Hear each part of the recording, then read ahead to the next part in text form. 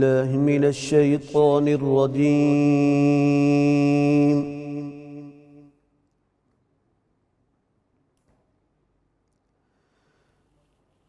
الله أكبر. بسم الله الرحمن الرحيم. والتين والزيتون وطور سينين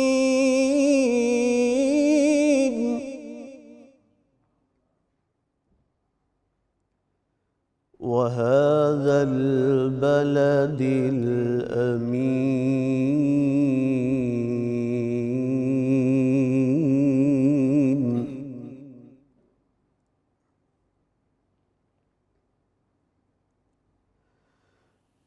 لا إله إلا الله والله أكبر ولله الحمد. بسم الله الرحمن الرحيم.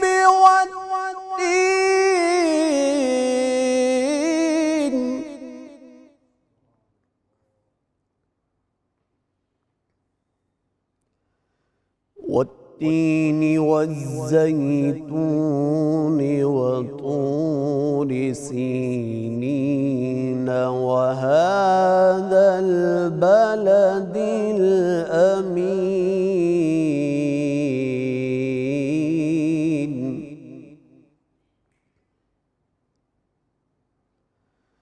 لقد خلقنا الإنسان في أحسن تقويم.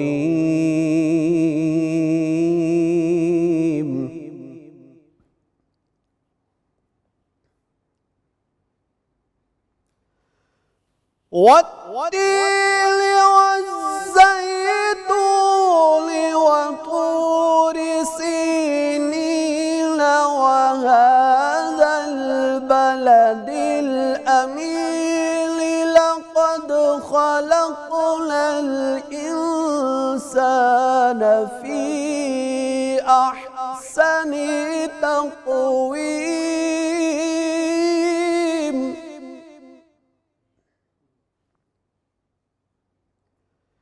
ثم رددناه أسفل سافلين.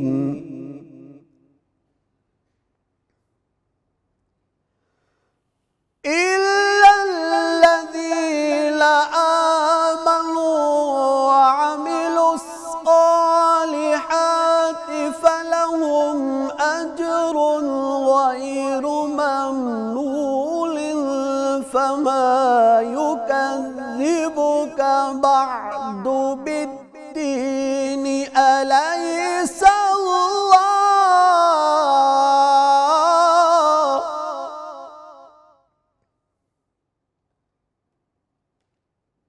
أليس الله بأحكم الحاكمين.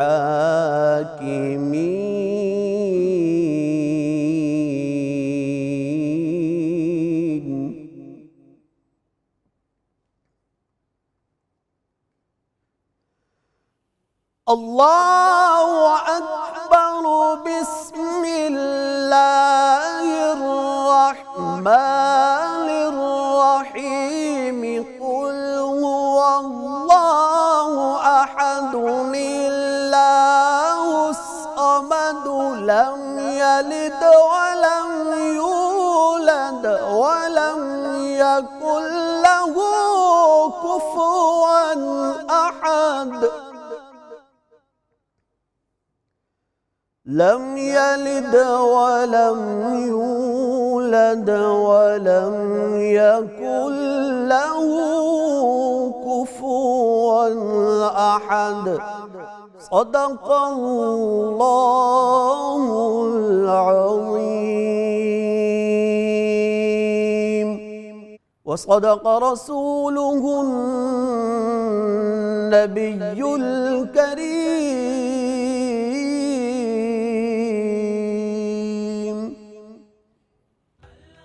بسم اللہ الرحمن الرحیم. السلام علیکم ناظرین. پروگرام رحمت رمضان کی سحر ٹرانسمیشن میں آپ کا میزبان نذیر احمد غازی حاضر ہے. ناظرین کرام، ابھی آپ تلاوت قرآن حکیم سماعت فرما رہے تھے جناب قاری محمد اقبال سعیدی صاحب سے. ناظرین کرام، رمضان پاک کی ہر ساتھ ہر لمحہ اتنا مقدس، اتنا محترم اور اپنے جلوہ میں رحمتیں، برکتیں، فضیلتیں، عظمتیں لیے ہوئے ہے کہ اس کا ایک ایک لمحہ اگر ہم اس کو صحیح طور پہ حاصل کر سکیں تو وہ زندگیوں کا حاصل ہے. ایک لمحہ رمضان پاک کے اندر جب آپ کسی روزہ دار کا روزہ افطار کرا دیتے ہیں اور رزق حلال سے اس کا روزہ افطار کرا دیتے ہیں تو وہ آپ کی بخشش کے لیے کافی ہو جاتا ہے. سیدہ عائشہ صدیقہ رضی اللہ تعالی عنہا فرماتی ہیں، ایک عورت آپ کی خدمت میں آئی جس کے ساتھ 2 بچیاں تھیں، تو سیدہ عائشہ صدیقہ طیبہ طاہرہ رضی اللہ تعالی عنہا نے اسے 3 کھجوریں عطا فرمائیں. اتنی ہوں گی، اس وقت کم کھجوریں تھیں. 3 کھجوروں میں سے اس نے ایک کھجور اپنی دونوں بچیوں کو دے دی اور ایک کھجور خود وہ گٹھلی نکال کے کھانے لگی. تو اتنی دیر میں بچیوں نے وہ تیسری کھجور بھی مانگ لی. اس نے وہی نصف کر کے اپنی بچیوں کو دے گی. ماں کی ممتا، محبت. سید عالمین صلی اللہ علیہ وسلم جب گھر میں تشریف لائے تو سیدہ عائشہ صدیقہ رضی اللہ تعالیٰ عنہ نے جو دیکھا تھا انہوں نے وہ بیان فرمایا کہ ماں کی محبت اور الفت ان یتیم بچیوں کے ساتھ کیسی تھی. آپ صلی اللہ علیہ وسلم نے فرمایا یہ جنت کی حقدار ہو گئی ہے، اس کے اپنی بخشش کروا لی ہے. ناظرین کرام، ایک ماں کی محبت اپنی اولاد کے ساتھ کتنی ہوتی ہے کہ وہ اپنے منہ کا لقمہ بھی نکال کے چاہتی ہے کہ اس کی اولاد کو مل جائے. اور 70 ماؤں سے زیادہ جس ذات کو محبت ہے اپنے مخلوق سے، اپنے بندے کے ساتھ، اس کی رحمت اور برکت کا اندازہ کیجئے. اور پھر رمضان پاک کی ہر لمحے میں اللہ تعالیٰ تو اپنی رحمتیں نچھاور کر رہے ہیں، لٹا رہے ہیں. کلزم رحمت جو ہے وہ اپنے پورے تموج، اپنے پورے جوش پہ ہے.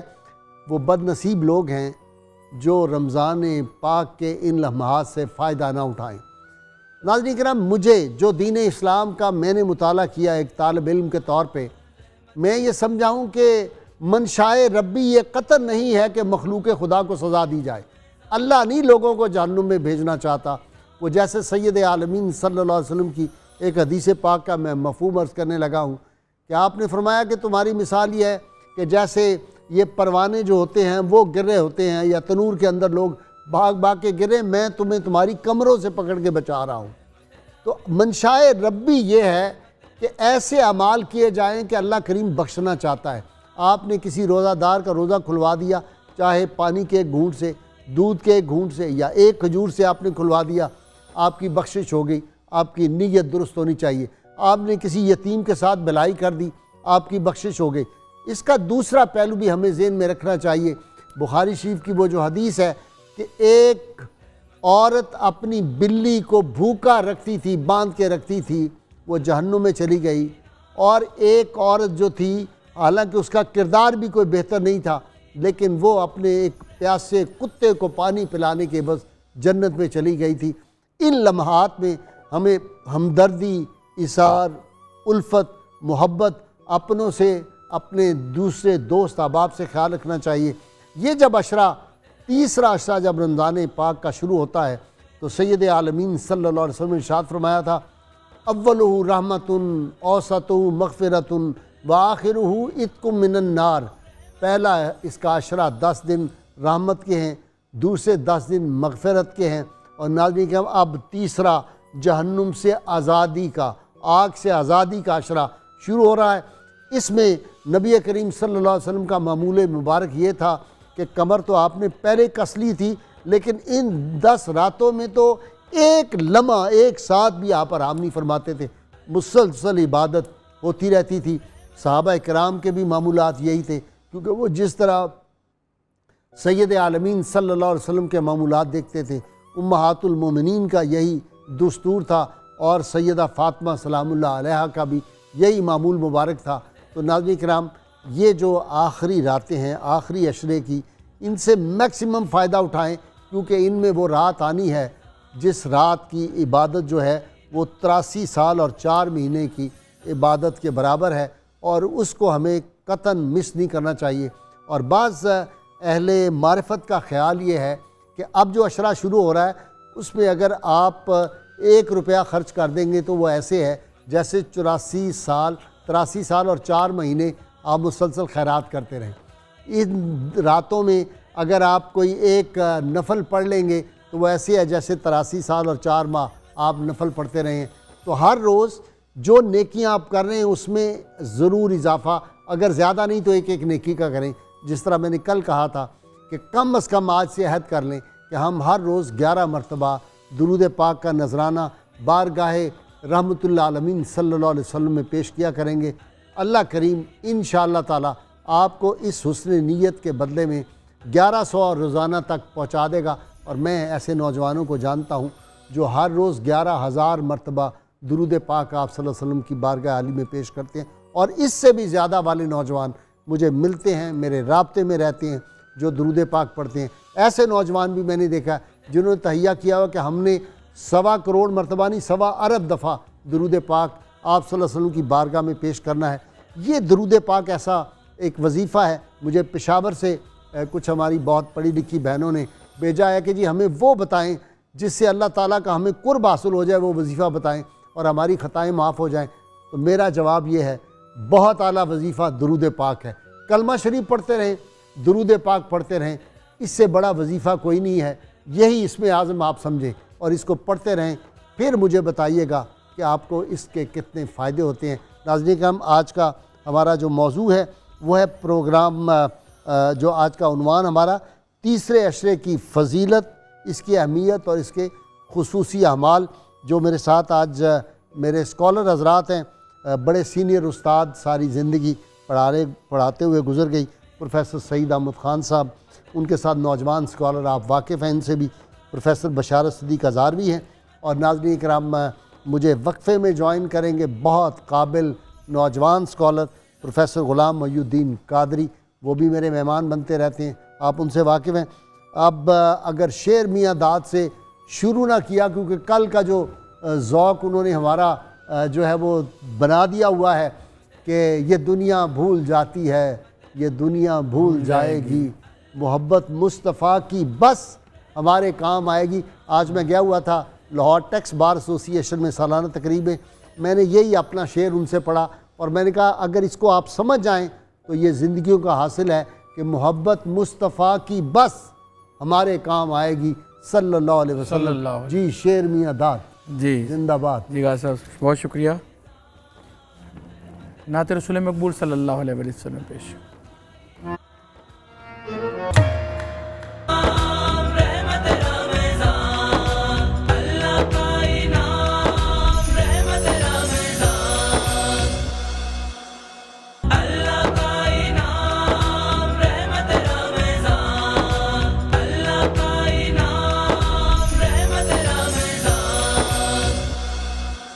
ویلکم بیک ناظرین کرام، مجھے وقفے میں جوائن کیا ہمارے نوجوان اسکالر پروفیسر غلام محی الدین قادری صاحب نے۔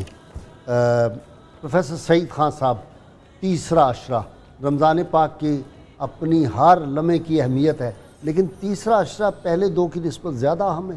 بسم اللہ الرحمن الرحیم۔ محترم مکرم غازی صاحب، یقینی طور پر پروردگار عالمین کے نزدیک اس مہینے کا ایک ایک لمحہ ہمارے لیے مغفرتوں کا سامان لاتا ہے۔ سبحان اللہ۔ لیکن جب یہ تیسرا عشرہ شروع ہوتا ہے جسے پیغمبر رحمت صلی اللہ تعالی علیہ وسلم نے فرمایا اتق من النار، اب یہ آگ سے آزادی، اسے قرآن حکیم نے زندگی کا منتہا اور مقصود قرار دیا ہے۔ سبحان اللہ۔ ارشاد باری تعالی ہے کہ فمن زحزح عن النار وادخل الجنہ فقد فاز، کہ جو شخص آگ سے بچا کر جنت میں داخل کر دیا گیا وہ کامیاب ہوا، وہ اس نے مراد پا لی۔ سبحان اللہ۔ اب یہ تیسرا عشرہ اس مراد کو پانے کی طرف ہمیں بڑھنا ہے۔ جب رمضان کا آغاز ہوا اور روزے فرض کیے گئے تو پروردگار عالمین نے ہمارے لیے 4 مقاصد کا تعین کر دیا۔ نمبر 1 تقوی، نمبر 2 گنتی کا پورا کرنا، اور نمبر 3 وَلِتُكَبِّرُ اللَّهَ، اللہ کی بڑائی اور اس کی عظمت سے دل و دماغ کا معمور ہو جانا، اور چوتھا مقصد وَلَعَلَّكُمْ تَشْكُرُونَ، تاکہ تم شکر گزار بن جاؤ۔ اب یہ چاروں مقاصد انسان کو اسی بات کی طرف لا رہے ہیں، اور رسول اکرم رحمت عالم صلی اللہ علیہ وسلم اپنے عمل سے امت کو بتا رہے ہیں کہ جس طرح اس کے آنے پر روحوں کو ایک تازگی ملی تھی، اب یہ اللہ کا مہمان اپنی رخصتی کی طرف بڑھ رہا ہے۔ جی اپنا 4 مقاصد انہوں نے بیان فرمائے، بشارت اس کو حاصل کیسے کیا جائے؟ مقاصد پتہ چل گیا ہمیں کہ یہ ہیں، اب مقاصد حاصل کرنے کے لیے آخری عشرہ ہے تو بازاروں میں جائیں اور خریداری اب کرنی چاہیے زیادہ۔ بسم اللہ الرحمن الرحیم۔ غازی صاحب، حضور نبی کریم صلی اللہ علیہ وسلم کے معمولات جو ہیں آخری عشرے کے حوالے سے وہ حدیث میں موجود ہیں کہ نبی اکرم صلی اللہ علیہ وسلم اس آخری عشرے کو کیسے گزارتے تھے۔ ام المومنین حضرت عائشہ صدیقہ طیبہ طاہرہ رضی اللہ تعالیٰ عنہا فرماتی ہیں کہ نبی اکرم صلی اللہ علیہ وسلم اس آخری عشرے میں اپنی عبادت کے لیے کمر باندھ لیتے، پہلی عشروں کی بنسبت۔ دوسرا عمل آپ کا یہ کہ آپ خود بھی بیدار رہتے، اور تیسرا یہ کہ اپنے گھر والوں کو بھی بیدار کرتے۔ یہ 3 عمل جو حدیث شریف سے۔ اب اس میں ایک بات جو محدثین نے بھی وضاحت کی کہ شب بیداری سے مراد کیا ہے۔ شب بیداری سے مراد وہ کہتے ہیں کہ پوری رات جاگنا نہیں ہے، جو بندہ رات کا اکثر حصہ عبادت کر کے آرام کر لیتا ہے، یہ بھی شب بیداری ہے، اس کو بھی قیام اللیل کا اور شب بیداری کا اجر مل جائے گا۔ تو یہ 3 عمل حضور صلی اللہ علیہ وسلم کے آخری عشرے کے حوالے سے ہمارے سامنے آتے ہیں۔ دوسری بات جس پر نبی اکرم صلی اللہ علیہ وسلم نے تاکید کی کہ اس آخری عشرے کی طاق راتوں میں شب قدر کو تلاش کیا جائے۔ اب اس شب قدر کو تلاش کرنے کا طریقہ یہ ہے کہ اس آخری عشرے کی طاق راتوں میں عبادت کی جائے۔ امام فخر الدین رازی رحمۃ اللہ تعالیٰ علیہ نے جب طاق راتوں کی بات کی ہے تو بڑی خوبصورت بات لکھی۔ آپ فرماتے ہیں کہ اللہ رب العزت نے جو قرآن مجید میں ارشاد فرمایا انی اعلم ما لا تعلمون، اس کا راز طاق راتوں میں کھلتا ہے۔ فرشتوں نے کہا کہ آپ اسے خلیفہ بنا رہے ہیں جو زمین میں خون ریزی کرے گا، فساد کرے گا، تو اللہ رب العزت نے فرمایا انی اعلم ما لا تعلمون، اس کا راز طاق راتوں میں یوں کھلتا ہے کہ رب کائنات فرشتوں سے فرماتا ہے کہ ابھی تو شب قدر کی تعین بھی نہیں اور ان کی عبادت کا عالم یہ ہے، تو اگر میں بتا دوں کہ شب قدر کون سی رات ہے تو پھر ان کی عبادت کا حال کیا ہوگا، بندگی کا عالم کیا ہوگا۔ تو اس لیے یہ جو انی اعلم ما لا تعلمون کا جو بھید کھلا وہ ان طاق راتوں میں یوں کھلتا ہے کہ بندہ عبادت کے لیے کمر بستہ ہو جائے۔ جی یہ بتائیں کہ معمولات تو آپ صلی اللہ علیہ وسلم کے جیسے انہوں نے اشارہ کیا بشارت نے کہ آپ صلی اللہ علیہ وسلم کے بارے میں آتا ہے کہ بستر لپیٹ دیتے تھے رمضان پاک جو ہی شروع ہوتا۔ جی تو پہلے 2 عشروں اور اس تیسرے عشرے کا فرق، اور پہلے تو نبی کریم صلی اللہ علیہ وسلم اعتکاف بھی پہلے عشرے کا بھی کیا آپ نے، دوسرے کا بھی کیا، پھر جب آپ کو اللہ تعالیٰ کی طرف سے یہ اطلاع ہوئی کہ تیسرے عشرے میں ہے لیلۃ القدر، تو پھر آپ نے صحابہ کو بھی یہ تاکید فرمائی کہ تیسرے عشرے میں۔ اعوذ باللہ من الشیطان الرجیم، بسم اللہ الرحمن الرحیم۔ قبلہ غازی صاحب ابھی قبلہ ہزاروی صاحب نے بہت آسان انداز میں نبی اکرم نور مجسم صلی اللہ علیہ وسلم آپ کے معمولات کو بیان فرمایا، تو میں اس میں چند اضافے کرتا جاؤں۔ آپ کریم آقا صلی اللہ علیہ وسلم آپ پچھلے جو عشرے ہیں ان کی بنسبت اس میں عبادت زیادہ شروع کر دیتے تھے۔ اس کی وجہ یہ بھی ہے کہ یہ جو آخر کی طرف جانا ہوتا ہے یہ مزدوری لینے کا وقت ہو جاتا ہے، تو اس میں نبی کریم صلی اللہ علیہ وسلم جی صلہ لینے کا، تو آپ علیہ الصلوۃ والسلام پورے رمضان شریف میں عبادت بھی کیا کرتے تھے رات کو، مگر کچھ وقت آرام بھی کیا کرتے تھے، لیکن یہ جو آخری عشرے اس میں بالکل آرام نہیں فرماتے تھے۔ دوسری جو چیز خاص ہے وہ ہے اغتسل بین الاذانین، حضور ہر 2 اذانوں کے درمیان غسل فرمایا کرتے تھے اس آخری عشرے میں۔ جی اور تیسری چیز ہے وَاجْتَنَبَ النِّسَاءَ۔ آپ نے بات کہہ دی تو کل ہمارے تو اسکالر کہہ کے گئے ہیں کہ اعتکاف میں تو آپ نہا ہی نہیں سکتے۔ نبی کریم صلی اللہ علیہ وسلم آپ کی یہ بات مطلب احادیث میں موجود ہے کہ آپ علیہ الصلوۃ والسلام ہر اور خاص طور پہ مغرب اور عشاء اس کے درمیان میں آپ روزانہ ضرور نہایا کرتے تھے آخری عشرے میں بھی؟ آخری عشرے میں، مغرب اور عشاء کے درمیان میں۔ یہ اور ہے چوتھی چیز مجھے تھوڑا سا لگ رہا ہے، میں نے کہا معتکف کے لیے ویسے حکم تو یہ ہے غسل سے منع کیا گیا ہے معتکف کے لیے۔ جی، لیکن یہاں پہ حدیث پاک میں ہے، وہ ہو سکتا ہے کہ معتکف کے لیے وہ الگ مسئلہ ہو، لیکن یہ آپ علیہ السلام کا معمول اس میں یہ آ رہا ہے۔ اور وَاجْتَنَبَ النِّسَاء، اور اپنی ازواج مطہرات سے آپ مقاربت نہیں فرمایا کرتے تھے۔ اور اس کے بعد نبی اکرم صلی اللہ علیہ وسلم اس میں عبادت انتہائی کثرت کے ساتھ کیا کرتے تھے، اور حکم فرمایا آپ نے کہ تحروا، آپ لیلۃ القدر کی تلاش کریں، اور کن راتوں میں کریں وہ بھی آپ علیہ السلام نے اشارہ فرما دیا۔ صحیح بخاری شریف میں آپ نے فرمایا کہ وہ 3 راتیں ہیں۔ ویسے تو دیگر کتب میں یہ بھی ہے کہ آپ جتنی بھی طاق راتیں ان میں تلاش کرو، لیکن صحیح بخاری شریف میں فرمایا کہ جو 29ویں کی رات ہے، 27ویں کی رات ہے اور 25ویں کی رات ہے، ان تینوں میں آپ علیہ السلام، اور ان تینوں میں پھر جو درمیان میں ہے خیر الامور اوسطها، خیر الامور اوسطها، اور یہ امت بھی امت متوسطہ، تو اس میں اشارہ ہے درمیان کی طرف۔ اور پھر نبی اکرم صلی اللہ علیہ وسلم آپ کی ذات ببرکات، آپ اس میں حکم دیا کرتے تھے کہ کثرت کے ساتھ ذکر کرو، چونکہ وَلِتُكْمِلُ الْعِدَّةَ، جیسے قبلہ نے فرمایا وَلِتُكْمِلُ الْعِدَّةَ، جب وقت پورا ہو جائے تو تکبر اللہ، پھر کیا کرنا ہے تم نے؟ اللہ تعالیٰ کی تکبیر بیان کرنی ہے۔ فَإِذَا قَضَيْتُمُ الصَّلَاةَ فَاذْكُرُوا اللَّهَ، جب تم نماز مکمل کر لو تو آخر میں کیا کرو؟ اللہ تعالیٰ کا ذکر کرو۔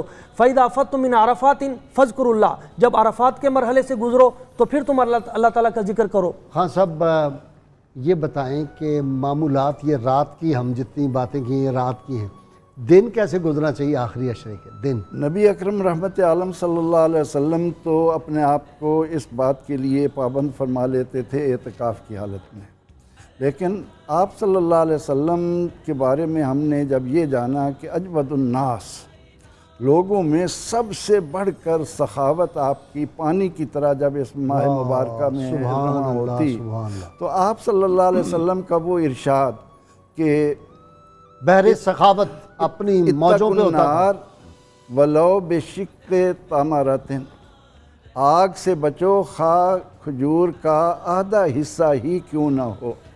اب یہ رمضان المبارک کا آخری عشرہ ہمیں اس بات کی طرف تو متوجہ کر رہا ہے کہ ہم بازاروں کی طرف بھاگے جا رہے ہیں، اپنے لیے عمدہ لباس خرید رہے ہیں اور ضرورت کی چیزیں خرید رہے ہیں، وہ بھی شب بیداری ہوئی نا۔ لیکن پروفیسر صاحب، رات کو بندہ جائے شاپنگ کرنے کے لیے تو جاگ رہا ہے، اس وقت بازار کھلے ہوئے ہیں، لیکن یہ نہیں شب بیداری؟ یہ شب بیداری میں آئے گا، یہ بھی شب بیداری سے باہر نہیں ہے، کیونکہ جب آپ اپنے بیوی بچوں کے لیے، اپنے گھر والوں کے لیے ان کے ضروریات کا خیال رکھتے ہیں، ان کی تکمیل کے لیے جاتے ہیں، تو وہ اللہ تعالیٰ کے نزدیک نوافل سے بھی بڑھ کر اجر و ثواب کا موجب بنتا ہے۔ لیکن میں جس بات کی طرف اشارہ کر رہا ہوں وہ یہ کہ میرے پاس وسائل ہیں، ہم ان وسائل کی روشنی میں اپنے لیے عید کے سامان کا ڈھیر لگا رہے ہیں، لیکن یہ آخری عشرہ ہمیں آگ سے نجات کی طرف توجہ دلا رہا ہے، جو زندگی کا سب سے بڑا مقصد ہے۔ تو اس میں ہم نے کیا اس بات کی طرف دھیان دیا کہ ہمارے آس پاس میں، ہمارے عزیز و اقارب میں وہ لوگ جو ناکارہ ہیں یا غریب ہیں، پسماندہ ہیں، کیا وہ بھی عید کی خوشیوں کا سامان پا رہے ہیں؟ کیا ان کے لیے بھی ہے؟ تو آخری عشرہ خاص طور پر اس بات کی طرف مسلمانوں کو متوجہ کرتا ہے کہ جہاں تم اپنے لیے خوشیاں منا رہے ہو، وہاں تم عاقبت کا خوف رکھتے ہوئے اپنے پڑوسیوں میں، اپنے عزیز و اقارب میں، یتامہ و مساکین میں ان کی طرف بھی دھیان دو تاکہ تمہارے لیے وہ آگ سے نجات کا سامان بن سکیں۔ بشارت اہم تو یہ رہے گا، چاہیے تو یہ ویسے کہ رمضان پاک سے پہلے خریداری کر لی جائے، کپڑوں کی، دیگر چیزوں کی، وہ لیکن اگر کوئی رہ جائے تو آج پروفیسر سعید خان صاحب نے بڑا اچھا یہ کیا ہے کہ نیت اگر یہ ہو کہ اللہ رسول صلی اللہ علیہ وسلم کا فرمان یہ ہے کہ اپنے گھر والوں کا بھی خیال رکھو، ان کی ضروریات کا خیال رکھو، تو آدمی یہ نیت کر کے جائے تو وہ خریداری کے لیے بھی تھوڑے وقت کے لیے، یہ جو ہے نا کہ شام سے جانا ہے خریداری کے لیے اور صبح واپس آ جانا ہے، نہ عشاء کی نماز بھی گئی، تراویح بھی گئی، صبح کی نماز بھی گئی۔ بالکل، یہ تو کل بات سے اس کا تعلق ہو جائے گا، اور جب وہ بندہ اس نیت سے نکلے گا تو یقیناً اس کا بھی ثواب اسے ملے گا۔ لیکن یہ ہے کہ اس میں طاق راتیں جو ہیں خاص طور پر، اچھا عبادت کیا کرنی چاہیے؟ ایسے میں اسی طرف آ رہا تھا۔ امام فخر الدین رازی علیہ رحمہ نے طاق راتوں کی اہمیت پر جب لکھا تو آپ نے بڑی حکمت افرین بات کی۔ آپ فرماتے ہیں اللہ تعالیٰ نے اپنے غضب کو گناہوں میں پوشیدہ رکھا تاکہ ہر گناہ سے بندہ بچتا رہے، یہ ذرا دوبارہ سمجھانا یار. اپنی غضب کو گناہوں میں پوشیدہ رکھا ہے کہ گناہ سے اس کا غضب ہوتا ہے. تو ہر بندہ چھوٹے چھوٹے گناہوں سے بھی بچے کہ کہیں میں اس کے غضب کا مستحق نہ ہو جاؤں. اسی طرح اس کی رضا نیکیوں میں پوشیدہ ہے, چھوٹی سے چھوٹی نیکی بھی بندہ کرے. اسم اعظم کو اسماء میں پوشیدہ رکھا, تمام اسماء کا ادب کیا جائے. انسان کی موت کے وقت کو پوشیدہ رکھا, وہ ہر وقت موت سے ڈرتا رہے. اسی طرح فرمایا قبولیت دعا کو دعا کے اندر پوشیدہ رکھا, ہر وقت دعا مانگتا رہے. صلاۃ وسطیٰ کو نمازوں کے اندر پوشیدہ رکھا, وہ تمام نمازوں کی حفاظت کرتا ہے. عصر کی نماز. جی بالکل. وہ بعد مفسرین نے جس طرح لکھا, لیکن قرآن مجید نے تو مطلقاً صلاۃ وسطیٰ کہا تاکہ تمام نمازوں کی حفاظت رہے. اسی طرح شب قدر کی تعیین بھی اس لیے نہیں کی گئی کہ تمام راتوں کا ادب بجا لاتا رہے, ان کی اہمیت کو سمجھے. اور امام فخر الدین رازی فرماتے ہیں جو چیز جس قدر قیمتی ہوتی ہے اس کے حصول کے لیے اتنی محنت کی جاتی ہے. اسی لیے اس کی تعیین نہیں کی گئی کہ یہ بڑی فضیلتوں والی رات ہے جو 1000 ماہ کی راتوں سے بہتر ہے, تو اس میں بندہ محنت کرے. وہ کیسے کرے گا؟ آپ نے اس کا ایک طریقہ بتایا, اکابرین کا ایک طریقہ نقل کیا. آپ فرماتے ہیں کہ طاق راتوں میں سے ہر رات کے اندر وہ 2 رکعت نفل پڑھے, اور اس 2 رکعت نفل کا طریقہ یہ ہے کہ وہ زیادہ سے زیادہ 1000 ہیں, درمیانی 200 ہیں, اور کم سے کم 2 رکعت ہیں. اچھا پروفیسر محی الدین, طاق راتوں کے علاوہ بھی تو ہو سکتا ہے کہ آخری عشرے میں کسی اور رات میں آ جائے لیلۃ القدر. قبلہ غائی صاحب, اصل میں دین سارے کا سارا زبان مصطفیٰ کریم صلی اللہ علیہ وسلم سے نکلے ہوئے الفاظ کا نام ہے. تو آپ علیہ الصلوۃ والسلام نے جو تعیین فرما دی اور ارشاد فرما دیا, اس میں تو ہم انہی راتوں کو, البتہ اس میں یہ ہے کہ ہم کوشش یہ کریں, یہ جو مخفی رکھا گیا ہے تو اس میں ایک یہ بھی ہے کہ سارے کے سارے عشرے میں ہی ہم عبادت جاری رکھیں تاکہ مسلسل. اور حضرت قتادہ رضی اللہ تعالیٰ عنہ, آپ کے حوالے سے میں نے پڑھا کہ آپ جب رمضان شریف شروع ہو جاتا تھا, رمضان شریف سے پہلے آپ 1 ہفتے میں قرآن مجید فرقان حمید مکمل کیا کرتے تھے, اور جب رمضان شریف شروع ہو جاتا تھا تو پھر آپ 3 دن میں قرآن مجید فرقان حمید مکمل کیا کرتے تھے, اور جب آخری عشرہ شروع ہو جاتا تو روزانہ 1 ختم قرآن پاک آپ کیا کرتے تھے. اور پھر یہاں پہ نبی کریم صلی اللہ علیہ وسلم آپ کا ایک فرمان بھی میں آپ کی سماعتوں کی نظر کرتا چلوں. آپ علیہ الصلوۃ والسلام نے ارشاد فرمایا, من ختم القرآن فلہ دعوۃ مستجابہ, کہ جس وقت قرآن مجید فرقان حمید ختم کیا جائے تو اس وقت جو دعا کی جاتی ہے وہ دعا قبول ہوتی ہے اللہ تبارک و تعالیٰ کی بارگاہ میں. سبحان اللہ. مجھے جی شیر میاں داد کی طرف جانا ہے. شیر میاں داد کیا سنا رہے ہو؟ جی شاہ مدینہ. واہ واہ, بطحا کے بڑی پرانی قوالی ہے. ہاں جی, لیکن اس میں سحر ہے. اچھا, میں جب بھی پڑھتا ہوں کبھی کبھی اس طرح بھی ہوتا ہے کہ میں پڑھ کے رونے لگتا ہوں کہ جب شعر آتا ہے نا, سارے نبی تیرے در کے سوال, سارے نبی تیرے در کے سوال, تو یہ شعر جو ہے سبحان اللہ.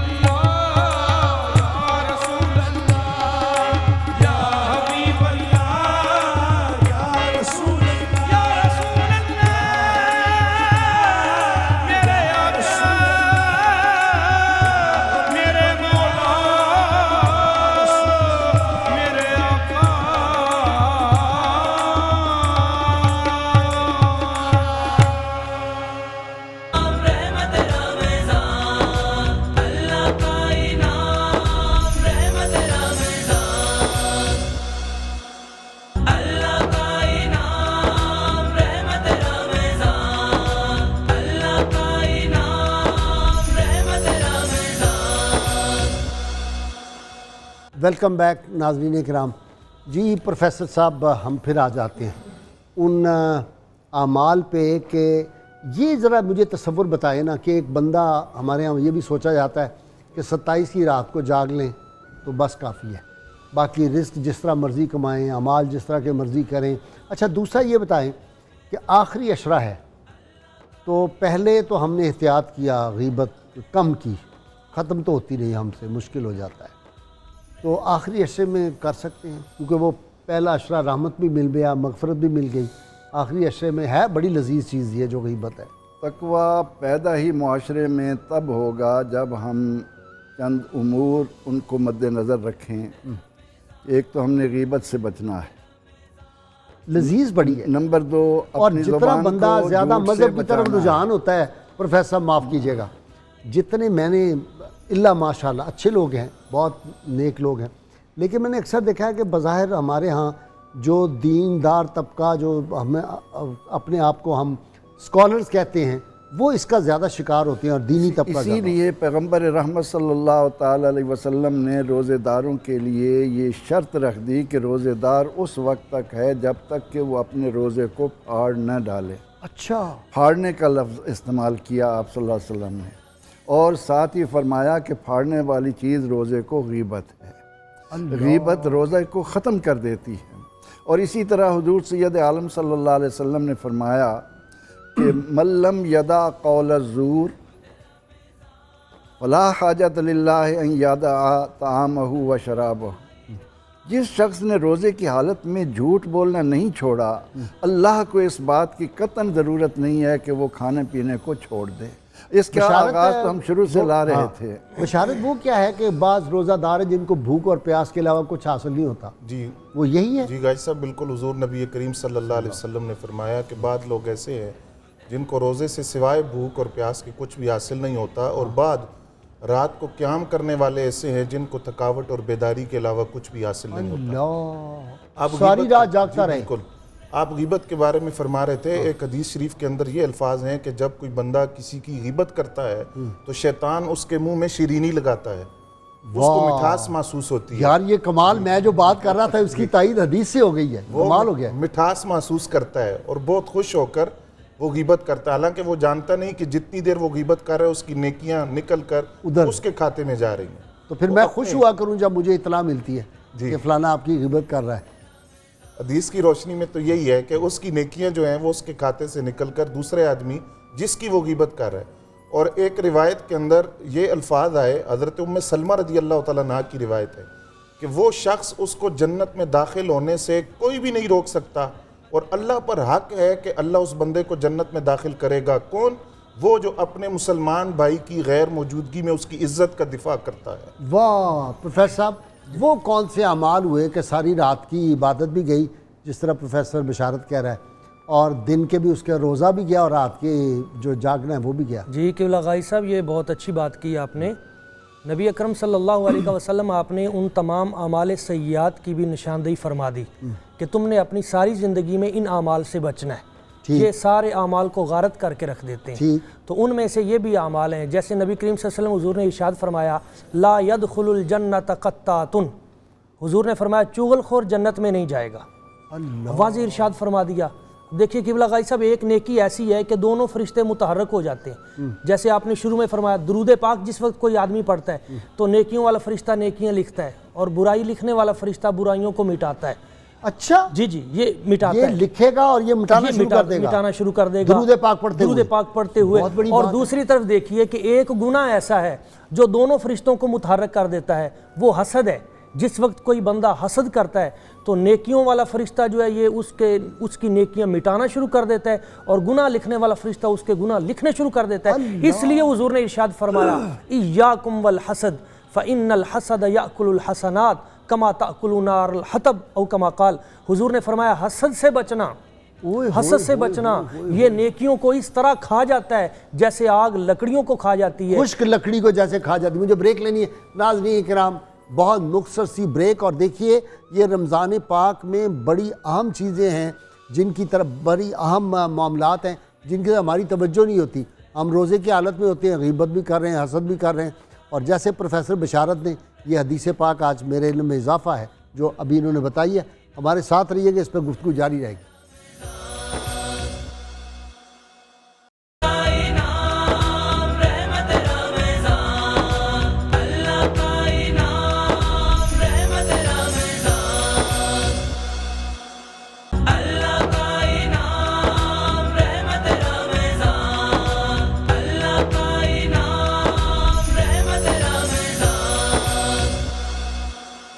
بسم اللہ الرحمن الرحیم.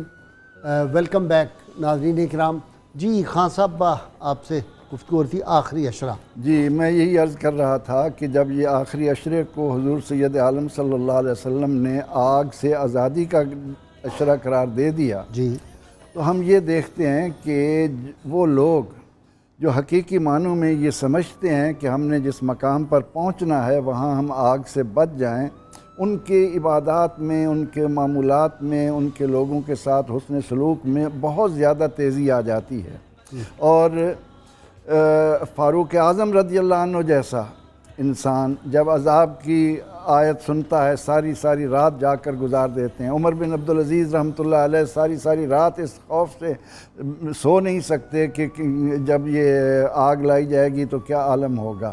تو ہمیں یہ سوچنا چاہیے کہ نبی اکرم رحمت عالم صلی اللہ علیہ وسلم نے اس عشرہ مبارکہ کو جہاں آگ سے آزادی کا عشرہ قرار دیا، وہاں میں سمجھتا ہوں کہ آپ صلی اللہ علیہ وسلم کے ارشاد میں یہ حکمت بھی موجود ہے کہ جہاں انسان ان عبادات کے ذریعے اپنے پروردگار کو راضی کر کے جہنم کی، قبر کی آگ سے اپنے آپ کو بچاتا ہے، وہاں ہم معاشرتی آگ سے بھی بچ سکتے ہیں. اچھا جی، اپنا بشارت آپ نے ایک بات کی تھی کہ شیطان جو ہے وہ لگا دیتا ہے منہ میں آ کے شہد اور میٹھا لگا دیتا ہے آ کے. وہ تو بیچارہ آج کل قید ہے اور بڑی مشکل میں ہے. جی تو پھر یہ شہد اب کون لگاتا ہے رمضان وہ میں؟ انسان کے نفس مارا جو ہے ہر وقت اسے گناہ پر ابھارتے ہیں، برائیوں پر ابھارتے ہیں. وہ تو ہر وقت اپنی کوشش میں وہ نفس انسان کو ابھارتا ہے گناہوں پر. تو میٹھا وہ لگاتا ہے. بالکل وہ اندر سٹور ہوا ہوتا ہوگا. بالکل ایسے ہی ہے، وہ منہ میں آ جاتا ہے. جی. اچھا جی، اخراجات کس طرح کرنے چاہیے اور آخری عشرہ میں منافع خوب کما لینا چاہیے دکانداروں کو؟ جی غازی صاحب، رمضان کے اندر سخاوت کا حکم دیا گیا، اور سخاوت سے مراد یہ ہے کہ معاشرے کے اندر جو غرباء اور فقراء ہیں ان کی مدد کی جائے. حضور نبی کریم صلی اللہ علیہ وسلم کی سخاوت اس مہینے کے اندر تیز بارش برسانے والے بادلوں کی طرح ہوتی تھی. اور صدقہ فطر جو ہے اس کی حکمت بھی یہی ہے کہ وہ غرباء جو ہمارے ارد گرد ہیں ان کی مدد کی جائے. اس میں ایک بات اور غازی صاحب جس کی طرف میں توجہ دلانا چاہتا ہوں، آخری عشرہ جہنم سے آزادی کا عشرہ، ان امور کی طرف غور کرنا چاہیے جن کی وجہ سے انسان جنت کا مستحق ہوتا ہے، اور وہ امور جن کی وجہ سے جہنم اس کے لیے واجب ہوتی ہے. ان کو جانیں اور ان پر عمل کرنے بچنے کو کوشش کریں. ڈرانے والے بتا دو، پھر اس میں ایک پروفیسر بات محی الدین سے جنت میں چلیں گے. اس میں پہلی بات تو میں عرض کروں گا، نبی اکرم صلی اللہ علیہ وسلم نے ارشاد فرمایا ایک شخص تہامہ پہاڑ کے برابر نیکیاں لے کر اللہ کی بارگاہ میں آئے گا، اور وہ نیکیاں غبار کی طرح اڑ جائیں گی اور اس کو جہنم کی طرف گھسیٹ کر لے جایا جائے گا. عرض کیا گیا یا رسول اللہ صلی اللہ علیہ وسلم کون ہے وہ شخص تاکہ ہمیں علم ہو اور ہم اس سے بچ سکیں؟ نبی اکرم صلی اللہ علیہ وسلم نے فرمایا وہ بندہ کہ جو لوگوں کے سامنے نیکیاں کرے گا لیکن اس کی پاکیزگی، اس کی تنہائی پاکیزہ نہیں ہوگی. جب وہ علیحدہ ہوگا لوگوں سے تو وہ شرم و حیا سے عاری ہو جائے گا، اچھے اور برے کام کی تمیز بھول جائے گا اور برے کاموں میں مبتلا ہوگا. تنہائی کے اندر وہ برائیاں کرے گا، لوگوں کے سامنے نیکیاں کرے گا. اسی طرح حضور صلی اللہ علیہ وسلم نے جو جہنم میں لے جانے والے اعمال ہیں اس کے اندر حضور صلی اللہ علیہ وسلم نے ریاکاروں کے بارے میں، جو ریاکاری کرتے ہیں ان کے بارے میں بھی بیان کیا. عالم کا، اور اسی طرح ریاکار عالم، ریاکار مجاہد، ریاکار سخی جو لوگوں کی تعریف سننے کے لیے سخاوت کرتا ہے، جہاد کرتا ہے، یا لوگوں کی تعریف سننے کے لیے علم پھیلاتا ہے، اپنے علمی مقام کا اظہار کرتا ہے. پروفیسر صاحب، اب جہنم سے انہیں بہت زیادہ ڈرا دیا ہے بشارت میں، جنت والے اعمال بھی بتا دیں.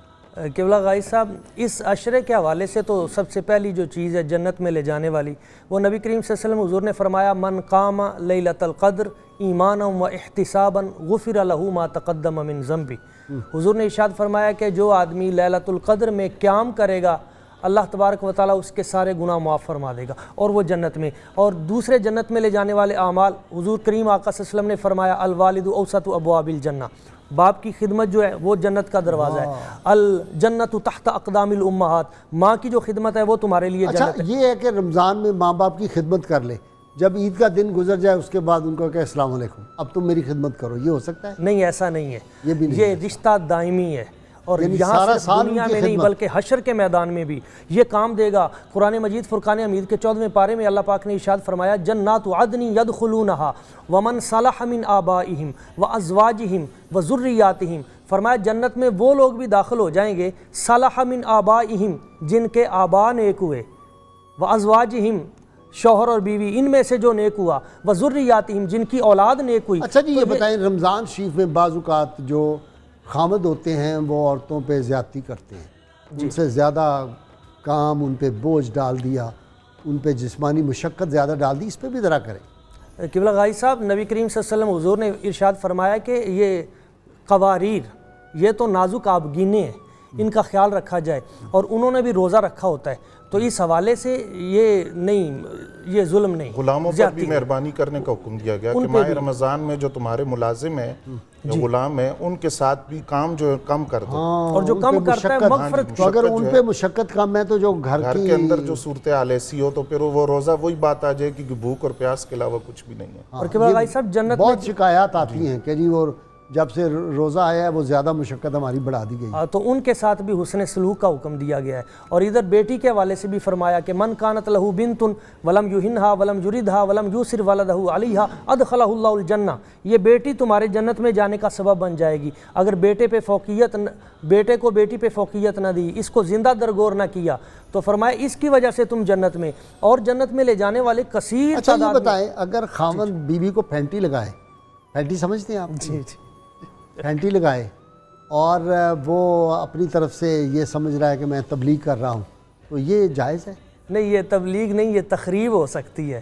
ہن لباس لکم وانتم لباس لہن، اللہ پاک کی ذات برکات نے ارشاد فرمایا یہ تمہارا لباس ہے، تم ان کا، تو یہ نہیں ہونا نہیں چاہیے۔ نماز پڑھ لینا، 5 نمازیں پڑھے، تہجد بھی پڑھ لے، پھینٹی بھی لگا لے، تو برابر نہیں ہو گیا؟ نہیں، ایسا نہیں ہے، یہ نماز نہیں ہے، یہ تو مطلب ایسے وہ جیسے آپ ریاکاری کے بارے میں فرما رہے ہیں، نہیں، یہ قطع تعلقی اور اس طرح زیادتی نہیں۔ نبی کریم صلی اللہ علیہ وسلم حضور نے ایک اور مقام پہ ارشاد فرمایا لا يدخل الجنت قاطع، حضور نے فرمایا جو قطع رحمی کرنے والا ہے نا تو وہ جنت میں نہیں جائے گا۔ قطع رحمی جی، بعض اوقات میں نے دیکھا کہ امیر ہیں، وسائل بھی ہیں، لیکن اپنی جو فیملی ہے خود تو وہ جا کے کسی بڑے ہوٹل میں کھانا کھا رہے ہیں، افطاریاں کر رہے ہیں، جو اپنی فیملی ہے، بچے ہیں، بیوی ہیں، ان کو بالکل اسی برے حال میں رکھا ہوا ہے، وہ بیچارے جو ہیں وہ اس طرح کا نہیں۔ حضور نبی اکرم رحمت عالم صلی اللہ علیہ وسلم نے اس طرف بہت زیادہ توجہ دلائی اور فرمایا کہ جو شخص یہ چاہتا ہے کہ اس کے رزق میں اضافہ ہو، اس کی زندگی بڑھا دی جائے، تو وہ صلہ رحمی کرے اور اپنے رشتہ داروں کے ساتھ حسن سلوک سے پیش آئے۔ تو اس طرح کے شیطان نے ہمارے درمیان حد فاصل قائم کر دی ہے کہ ہم میں سے جب کوئی آدمی مالداری کی طرف بڑھتا ہے تو وہ یہ سمجھتا ہے کہ اب میرا غریب رشتہ داروں کے ساتھ کوئی تعلق نہیں، میں ان کے اندر جاؤں گا تو میرے نمود و نمائش جو ہے اس میں فرق آئے گا۔ دیکھیں نا، فرق تو پڑتا ہے۔ اب غریب رشتہ دار آ جائے، وہ آ رہا ہے سائیکل پہ یا موٹر سائیکل پہ، اس کے کپڑے بھی ٹھیک نہیں ہیں، بشارت نے اعلیٰ لباس پہنا ہوا ہے، یہ لینڈ کروزر سے اترے اور دوست احباب بھی آئے ہوں تو ذرا توہین تو ہوتی ہے۔ عملاً تو یہ ہے نا کہ لوگ، میرا تو خیال ہے ان کو باہر سے ملازم کھڑا ہو، وہ کہے کہ تم جاؤ چھٹی تمہاری۔ یہ جہاں تک ہماری معاشرتی قدریں ہیں ان کے اندر تو یہاں تک بھی دیکھا گیا ہے کہ باپ کو پہچاننے سے بیٹا انکار کر ہاں دیتا جی، ایسا ہوا ہے، یا باپ کو کہہ دیا یہ ہمارا ملازم ہے۔ اب یہ تھوڑی دیر کے لیے آپ نے اپنے طور پر اپنے آپ کو تسلی تو دے لی، لیکن یہ بھول گئے جو یہ آخری عشرہ انسان کو یاد کرا رہا ہے کہ تم نے آگ سے آزاد ہونا ہے۔ پروفیسر بشارت، میں عجیب بات آپ کو سنانے لگا، ڈاکٹر مرتضیٰ صاحب یہاں آتے ہیں، سید مرتضیٰ صاحب، جی جی، آپ نے دیکھا ہوا ہے وہ جو دماغی امراض کے ہاسپٹل کے ایم ایس ہے، پرائیویٹ ہاسپٹل ہے وہ ادارہ فاؤنٹین، وہ کہہ رہے تھے کہ ہمارے پاس ایک بہت بڑا افسر وہ اپنے باپ کو پھینک گیا تھا، کہتے ہیں کہ 30 برس 28 برس کے بعد ایگزیکٹ وہی وہ بیٹا بھی اس کے بیٹے آگے اس کو آ کے پھینک۔ بالکل بھائی صاحب، یہ تو مکافات عمل ہے اور اس پر حضرت امام غزالی نے ایک حکایت نقل کی ہے، اور آپ فرماتے ہیں کہ ایک شخص اسی طرح اپنے باپ کو، والد کو، جب وہ بوڑھا ہو گیا تو جنگل میں چھوڑ کر آیا، اور کمبل جو تھا اس پر دے دیا اور جنگل میں چھوڑ کر آنے لگا تو اس شخص کے بیٹے نے کہا کہ ذرا رکیے. وہ گیا اور دادے سے کمبل اتار کر 2 ٹکڑے کیے, آدھا اس کو دیا, آدھا ساتھ لے آیا. باپ نے پوچھا کہ یہ کیا ہے؟ اس نے کہا کہ آج آپ کا باپ بوڑھا ہوا, آپ نے نکال دیا کمبل, اس کے کندھوں پر ڈالا, جنگل میں چھوڑ دیا. کل جب آپ بوڑھے ہوں گے تو میں بھی آپ کے ساتھ یہی کروں گا, کیونکہ یہ تو آپ مجھے سکھا رہے ہیں. ایک کالر ہے, لے لیں. السلام علیکم. وعلیکم السلام جی. حاجی صاحب کیا حال ہے؟ اللہ کا شکر جی. کون؟ حاجی صاحب میں مظفر گڑھ سے شاہانہ عباس شانی اور میں خواجہ سرا ہوں. تو میرا ایک سوال ہے. ہاں جی, جیسے کہ اسلام کے اندر نیکی کا بدلہ نیکی ہے, خون کا بدلہ خون ہے, قصاص کا بدلہ قصاص ہے, اسی طرح برداشت کی بھی تو اسلام کے اندر کوئی حد ہوگی. کہاں تک انسان کسی بات کو یا کسی ظلم کو برداشت کر سکتا ہے؟ بہت اچھی بات آپ نے کی. جی قبلہ صاحب کہہ رہے ہیں برداشت کی حد کتنی؟ جی 2 چیزیں ہیں. ایک تو قرآن مجید فرقان حمید نے ایک اصول دیا کہ فَمَنِ اعْتَدَى عَلَيْكُمْ فَاعْتَدُوا عَلَيْهِ بِمِثْلِ مَا اعْتَدَى عَلَيْكُمْ. جو تمہارے ساتھ جس طرح کی زیادتی کرتا ہے تم بھی اس طرح کی زیادتی, مطلب اس انداز میں. لیکن جو دوسرا پہلو ہے وَالْقَاظِمِينَ الْغَيْظَ وَالْعَافِينَ عَنِ النَّاسِ وَاللَّهُ يُحِبُّ الْمُحْسِنِينَ. فرمایا جو لوگ غصے کو پی جانے والے ہیں, وَالْعَافِينَ عَنِ النَّاسِ, اور لوگوں کو معاف کر دینے والے ہیں, واللہ یحب المحسنین, وہ احسان کرنے والے ہیں. اور لوگ تو اللہ پاک سے محبت کرتے ہیں, وہ جو معاف کر دیتے ہیں اللہ تبارک و تعالیٰ ان سے محبت فرماتا ہے. تو یہ جو قوت برداشت ہے قبلہ غائی صاحب, کسی بھی شخص کی عظمت کا اندازہ اس کی قوت برداشت سے لگایا جا سکتا ہے. کس میں قوت برداشت کتنی زیادہ ہے وہ انسان اللہ پاک کی بارگاہ میں اتنا ہی زیادہ عظیم ہے. مجھے اس وقت لفظ ذہن میں نہیں آ رہا حدیث پاک کا کہ تم ایمان نہ بنو, یا اس طرح کا کوئی لفظ ہے حدیث پاک میں حضور صلی اللہ علیہ وسلم صحابہ کو فرمایا, جس کا مطلب یہ ہے کہ تمہارے ساتھ برائی کرے تو تم بھی اس کا برائی کرو, یہ نہیں تم نے کرنا. جی جی جی جی. تو آپ نے وہ جو ہے نا کہ وہ کیا ہے کہ کرو گے تو ہم آدمی ہیں تمہارے جیسے, جو تم کرو گے وہ ہم کریں گے. ہاں, جفا کرو گے جفا کریں گے. کیا ہے دوسرا؟ وفا کرو گے وفا کرو گے وفا کریں گے. ہم آدمی ہیں تمہارے جیسے, جو تم کرو گے وہ ہم کریں گے. تو اس پہ کوئی ایما یا اس طرح کا کوئی لفظ ہے میرے ذہن سے اب نکل رہا ہے. نبی اکرم رحمت عالم صلی اللہ تم یہ نہ بنو, یہ فرمایا نا کہ جو تم سے قطع تعلق کرے اس کے ساتھ صلہ رحمی کرو, جو تم پر ظلم کرے تم اس کو برداشت کرو اور اس کا بدلہ اس کو اچھے انداز میں دو. بلکہ قرآن کریم میں اللہ تعالیٰ نے یہ فرمایا کہ جو تمہارے ساتھ برائی کرتا ہے تم اس کے ساتھ نیکی کرو, تم دیکھو گے کہ وہ بہت جلد تمہارا گہرا دوست بن جائے گا. تو انسان لیکن پروفیسر صاحب یہ کام بڑا مشکل ہے. میں نے جب فتح مکہ نبی کریم صلی اللہ علیہ وسلم ارشاد فرمایا نا لا تثریب علیکم اليوم, میں جب بھی یہ واقعہ پڑھتا ہوں زندگی پتہ نہیں کتنی ہزاروں بار میں نے یہ پڑھا ہوگا سیرت کی کتابیں پڑھتے ہوئے, میں اٹھ کے کھڑا ہو جاتا ہوں اور ہاتھ کھڑے کر دیتا ہوں. میں کہتا ہوں یا رسول اللہ, پھر رونا شروع کر دیتا ہوں. یہ آپ کی ہمت ہے. سچی بات یہ ہے, آج ہی شام کو ایک دوست سے کوئی غلط فہمی تھی تو مجھے شکر رنجی تھی, تو مجھے اسلم ترین صاحب نے بلایا, ہمارے دوست جو ہیں, تو انہوں نے بلایا. انہوں نے کہا نہیں ان سے گلے مل جائیں اور فلاں یہ وہ. تو میں نے کہا جی کہ غلطی تو ان کی ہے اس معاملے میں فلاں ہے. تو انہوں نے کہا نہیں آپ گلے مل گئے اور اللہ رسول کے احکام کے تحت ہم نے اپنا جو رنجش بلا دی. لیکن یہ کام بڑا مشکل ہے. بھائی صاحب, امام حسن پاک رضی اللہ تعالیٰ عنہ کے حوالے سے ہے کہ جب ان کا وصال ہوا تو مروان بہت زاروں کے طرح رویا. تو کسی نے اس سے پوچھا کہ ان کی زندگی میں جو سلوک تم کرتے رہے اب تم رو رہے ہو. اس نے کہا کہ میں جانتا تھا جس شخص سے میں مخاطب ہوں پہاڑ سے بڑا جگر رب نے اسے عطا کیا. ایسا ہی یہ تو اس گھرانے کی ایک خاص بات ہے کہ انہوں نے, حضرت مولا کائنات نے کبھی اپنے نفس کے لیے بدلہ نہیں لیا. بالکل آپ اس کے سینے سے اتر گئے کہ اب مسئلہ جو ہے وہ ذات کا آ گیا ہے. تو یہ تو ایک ایسی خوبی ہے جو اس گھرانے میں نسل در نسل چلتی ہے. وہ ہے, لیکن یہ امت مسلمہ میں پیدا ہونی چاہیے, بالکل مسلمانوں کے اندر ہونی چاہیے. لیکن میں کہہ رہا ہوں مشکل بڑی ہے. پروردگار دیکھیں نا کیا کیا ظلم فتح وہ اہل مکہ نے نہیں کیے نبی کریم صلی اللہ علیہ وسلم پہ, آپ کے صحابہ پہ. ان کو جا کے یہ کہہ دینا لا تثریب علیکم. غازی صاحب قرآن کریم نے اسی لیے تو اس کے لیے یہ لفظ استعمال کیا کہ ان ذالک من عزم الامور, یہ کام بڑے کاموں میں سے ہے. یہ چھوٹا کام نہیں ہے، یہ بڑے جگرے والے ہی لوگ اس طرح کے، ورنہ تو ہم تو تھوڑی تھوڑی بات پر سیخ پا ہو جاتے ہیں، بدلہ لینے پر اتر آتے ہیں، لیکن اللہ دیکھیں نا روز جو اتنے بڑے واقعات اور یہ دہشت گردی جو ہے، اس میں بھی آدمی اگر سوچے کہ میں تو مخلوق کی بھلائی جو ہے اس کے لیے ہوں، زندگی بڑی مختصر ہے، لوگوں کے دلوں کو خوش کرنا چاہیے، نہ کہ ہم جو ہے وہ اسی حقیقت کو قرآن کریم نے بڑے خوبصورت انداز میں ہمیں دیا۔ یہ آخری عشرہ یہی چیز دے رہا ہے۔ سلیمان علیہ السلام کے پاس جب ہدہد آیا تو آپ نے غصے سے اس کو سر سے پکڑ کر گھسیٹا، تو اس نے اس وقت یہی کہا کہ اے سلیمان، آج میں آپ کے سامنے حاضر ہوں، آپ نے بھی کسی کے سامنے حاضر ہونا ہے۔ کہتے ہیں کہ سلیمان علیہ السلام اللہ کے پیغمبر کو، اللہ کے پیغمبر کو ہدہد کہہ رہا ہے کہ آپ وہ وقت بھی یاد کیجئے جب آپ نے بھی اللہ تعالیٰ کے حضور جانا ہے۔ تو اگر اس عشرے میں ہم اس بات کو اپنے ذہنوں میں بٹھانے کی کوشش کریں کہ ہم نے آگ سے بچنا ہے۔ اچھا ایک بڑا باریک نقطہ اسی وقت ذہن میں آیا، آپ سے تصحیح چاہتا ہوں، آپ تینوں اسکالرز ہو۔ محمد رسول اللہ صلی اللہ علیہ وسلم صلی اللہ علیہ وسلم والذین معه اشداء علی الکفار رحماء بینہم، تو رحماء بینہم صرف صحابہ کے لیے تو نہیں ہے، وہ تو امت تھے تک، قیامت آپس تک میں کے رحماء، امت کو بھی رحماء بینہم ہونا چاہیے۔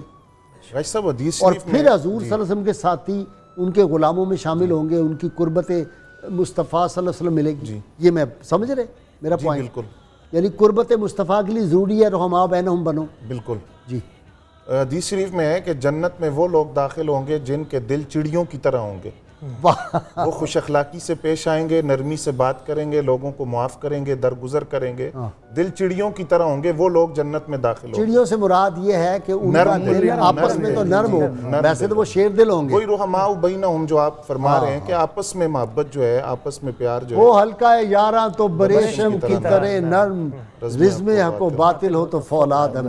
سبحان اللہ۔ یہ ٹھیک، حضور نبی اکرم رحمت عالم صلی اللہ علیہ وسلم نے اس محبت کو بڑا عام کیا ہے۔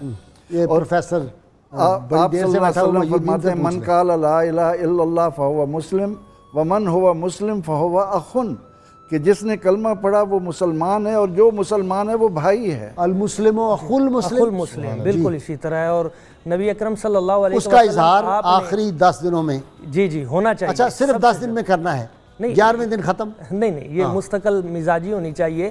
آپ علیہ السلام نے فرمایا ان اللہ رفیق ویحب الرفق، اللہ تعالیٰ کی ذات ببرکات وہ خود رحیم و کریم اور نرم، ویحب الرفق، اور وہ نرمی کو پسند فرماتا ہے۔ اچھا یہ بتائیں نا کہ جنت میں چلا گیا، نیک اعمال کا لیے رمضان شریف میں، جی تو اب باقی سال تو پھر چھٹی نہیں ہونی چاہیے؟ نہیں کہ غازی صاحب چھٹی نہیں ہوگی، پروفیسر صاحب مسکرا نہیں چھٹی، نہیں، یہ جو ٹریننگ ہوئی ہے 1 مہینے میں، اس کو آگے کنٹینیو کرنا ہے؟ اس کا مقصد ہی یہ ہے غازی صاحب، اس کا مقصد یہ ہے کہ ہم یہ اپنی روٹین میں شامل کر لیں۔ رمضان شریف میں ہمیں تہجد نصیب ہوتی ہے، تو بقیہ جتنے بھی اسی طرح ہم مطلب اپنے آپ کو ایک روٹین کے ساتھ کھانا پینا، نماز اور ان تمام اعمال صالحہ، قرآن مجید، فرقان حمید کی تلاوت، تو اس کو اور خاص کو معمول بنا لیں۔ اور یہاں پہ جو ایک اور مقام پہ جو آپ نے جنت کے بارے میں فرمایا، تو آپ علیہ السلام نے فرمایا لا يدخل الجنت قاطع، قطع رحمی کرنے والا۔ تو ہم جو لا تثریب علیکم اليوم کی تعبیر دیکھتے ہیں، تو سب سے پہلے حضرت جناب سیدنا یوسف علیہ السلام، آپ نے اپنے بھائیوں کو یہ جملہ ارشاد فرمایا تھا۔ ٹھیک ہے، قرآن حکیم ہے۔ 1 منٹ، بڑا ضروری مجھے بات یاد آ گئی پروفیسر صاحب، افطار پارٹیاں ہوتی ہیں بڑے، پر ہیڈ اتنے 1000 روپیہ، سیریاں بھی اب شروع ہو گئی ہوئی ہیں، ہم کر رہے ہیں اندر، ڈرائیور جو ہے باہر، اس کو ہم جاتے ہوئے 20 روپے یا 30 روپے دیتے ہیں، کہتے ہیں یہاں تندور سے دال لے لینا اور روٹی لے لینا، جا کے یا روزہ کھول لینا کہیں سے، وہ 30 روپے میں تو روٹی بھی کوئی نہیں آتی، 20 روپے۔ اس ضمن میں مجھے ایک مختصر سا واقعہ یاد آتا ہے۔ حجاج بن یوسف، کتنا دہشت ناک نام ہے۔ یہ مدینہ منورہ اور مکہ معظمہ کے درمیان سفر کر رہا ہے گرمی کے موسم میں۔ دوپہر کو جب اس کے لیے دسترخوان چنا گیا تو اس نے اپنے ساتھی سے کہا کہ جاؤ کوئی آدمی تلاش کر کے لاؤ جو میرے ساتھ بیٹھ کر کھانا کھائے۔ نبی اکرم رحمت عالم صلی اللہ علیہ وسلم نے تو غلاموں کے بارے میں ہمیں یہ حکم دیا کہ انہیں اپنے ساتھ بٹھا کر جو خود کھاؤ وہی ان کو کھلاؤ۔ اب وہ گیا اور ایک عرابی کو لایا، دیہاتی آ گیا، اس کو بلانے کے لیے گیا، اس نے پہلے انکار کیا، کہا کہ نہیں تمہیں سردار بلا رہا ہے۔ وہ آیا تو حجاج بن یوسف اس عرابی سے کہتا ہے کہ آج میرے ساتھ تم دسترخوان پر میری دعوت کھاؤ۔ وہ اعرابی کہنے لگا کہ میں مجبور ہوں، میری بہت بڑے کریم نے دعوت کر رکھی ہے۔ اس نے کہا کہ وہ کون ہے؟ کہا اللہ۔ کہا وہ کیسے تمہاری دعوت کر رکھی ہے؟ کہ جی میں روزے سے ہوں۔ کہا اتنی گرمی میں؟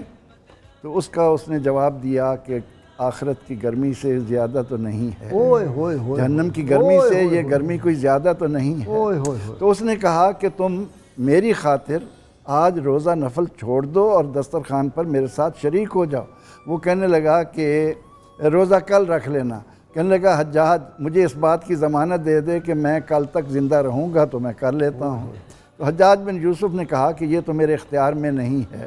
تو یہ فکر، یہ سوچ آخرت کا عقیدہ انسان کو عطا کرتا ہے، اور آخری عشرے میں حضور سید عالم صلی اللہ علیہ وسلم نے ہمیں اس طرف توجہ دلا کر۔ واقعی پروفیسر دیکھو نا، بندہ شدید گرمی میں باہر سے آیا ہے، پانی ٹھنڈے کے نیچے کھڑا ہوا ہے، پانی آ رہا ہے، صاف ستھرا پانی ہے یہ، اور بندہ اس کو ہلکے اندر نہیں انڈیر رہا، کس وجہ سے؟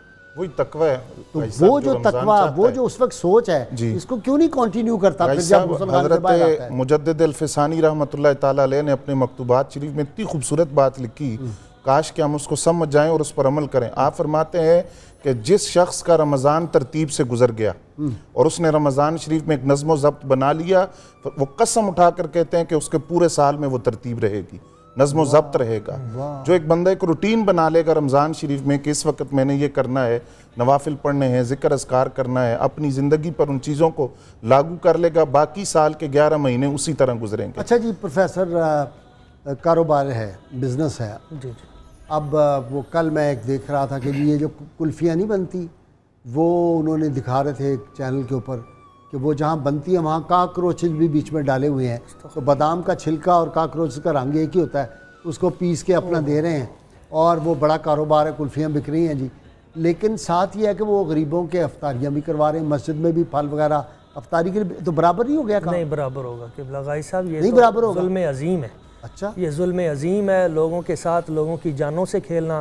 بلکہ میں دیکھ رہا ہوں قبلہ غائی صاحب صرف یہ ملاوٹ کی جو چیزیں آ رہی ہیں، جی حضور علیہ الصلوۃ والسلام نے واضح طور پہ ارشاد فرما دیا، من غشا فلیس منا، جس بندے نے ملاوٹ کی وہ ہم میں سے نہیں۔ اچھا، ملاوٹ شدہ چیز کسی نے کھائی، اس کو ہیپاٹائٹس ہو گیا، اس کو کینسر ہو گیا، اس کو پیٹ کی بیماری ہو گئی، ٹی بی لگ گئی، کوئی اور بیماری ہو گئی، ہارٹ کی بیماری، ہارٹ کی تبھی ہوتا ہے نا یہ جو ملاوٹ کی چیزوں سے بیماریاں ہوتی، ان کی بخشش ہے قبلہ غائی صاحب۔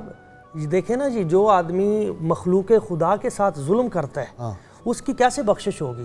اللہ تبارک و تعالیٰ سب سے زیادہ اپنی مخلوق سے پیار کرتا ہے، اور جو اس کی مخلوق کا وہ تبلیغ پہ چلا جاتا ہے بالفرض، وہ کہتا ہے جی میں چلا لگا کے آ جاتا ہوں، میں نے بعض لوگوں کو جانتا ہوں، بعض کہتے ہیں کہ جی ہم نے محفل میلاد کرا لی ہے، سارے نعت خوان بلا لیے، لاؤڈ سپیکر، یہ وہ ساؤنڈ سسٹم فلانا خرچ کیا اس پہ، تو پھر وہ برابر نہیں ہو جاتا؟ قبلہ غائی صاحب اللہ پاک نے بالکل واضح کر دیا یہ بات، پھر بھی نہیں کوئی بچت برکات نے۔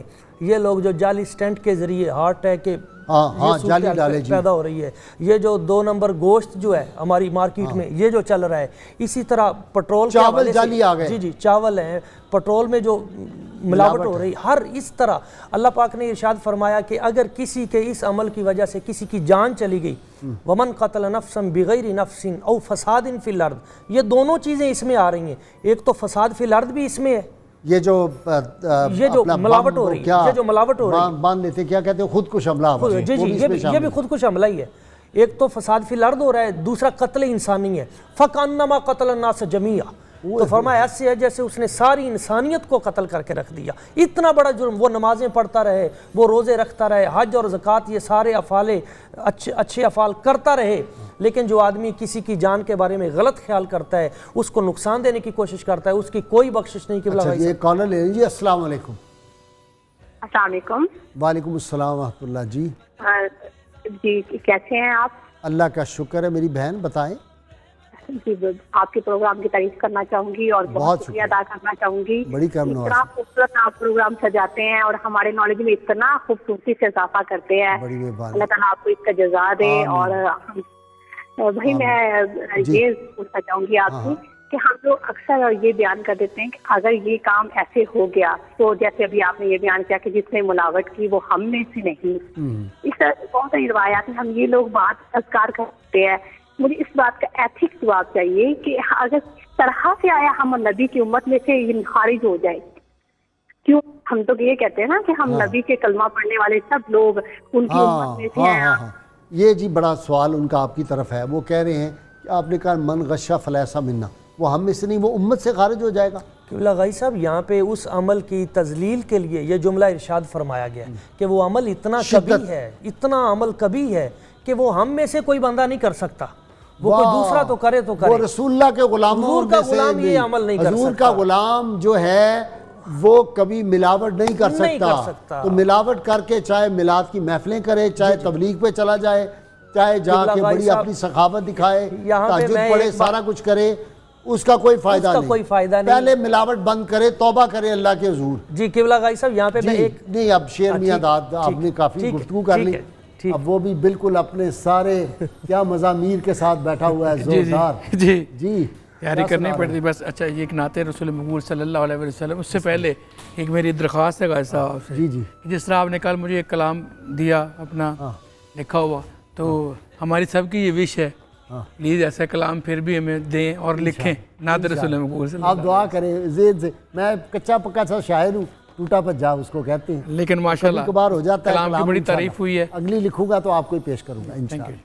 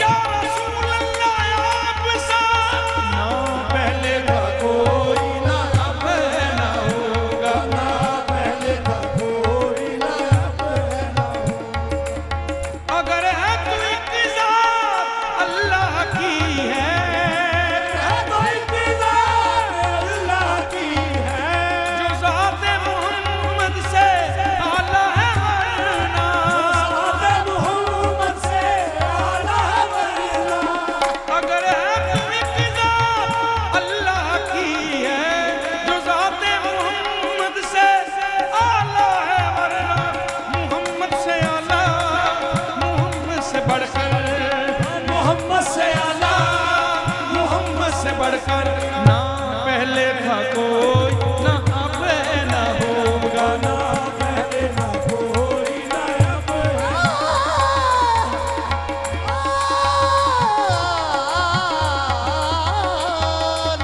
पहले था कोई ना अब है ना हो।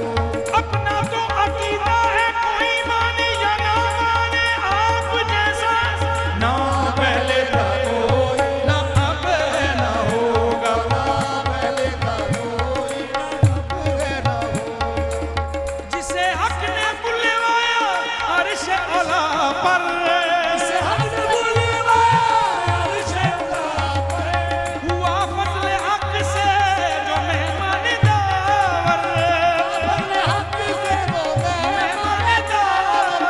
खुदा की खुदाई में ऐसा पैगंबर, खुदा की खुदाई में ऐसा पैगंबर, ना पहले था कोई ना अब है ना होगा, ना पहले था कोई ना अब है ना होगा, ना पहले था कोई ना अब है ना होगा, ना पहले था कोई